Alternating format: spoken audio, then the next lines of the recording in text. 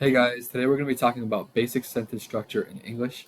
This is going to be my first video in a series of videos I'm doing on the ACT English.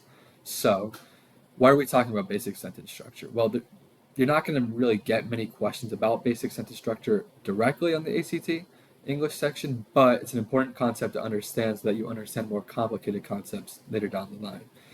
So, getting straight into it, what is basic sentence structure? Well, in English, a basic sentence is made of two parts, right? It's made of the subject and the predicate.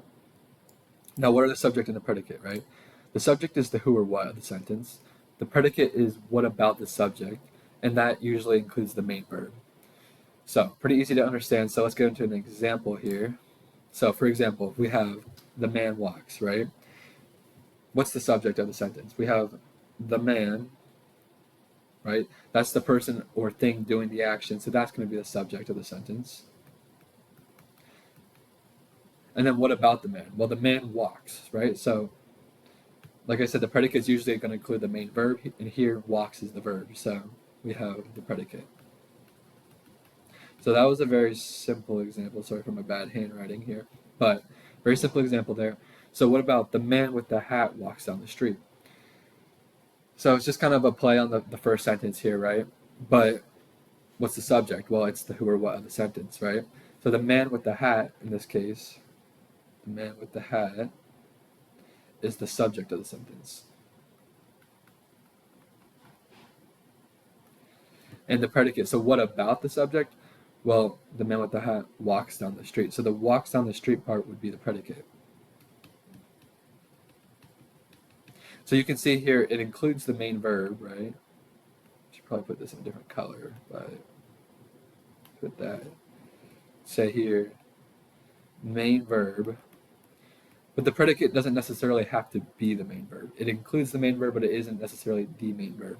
It's just what about the subject. And in this case, it's walk down the street.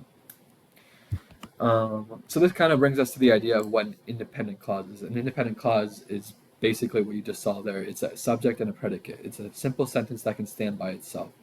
So, for example, I went to the store. In this case, the subject of the sentence is I, and went to the store would be the predicate, right? So it's what about the subject. He ran away. He would be the subject.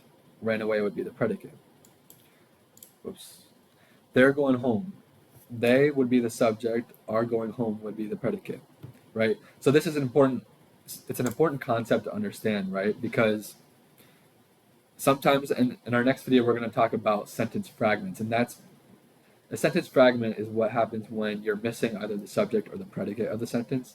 And so it's important to understand that a simple sentence, an independent clause, must have a subject and a predicate in order to stand on its own.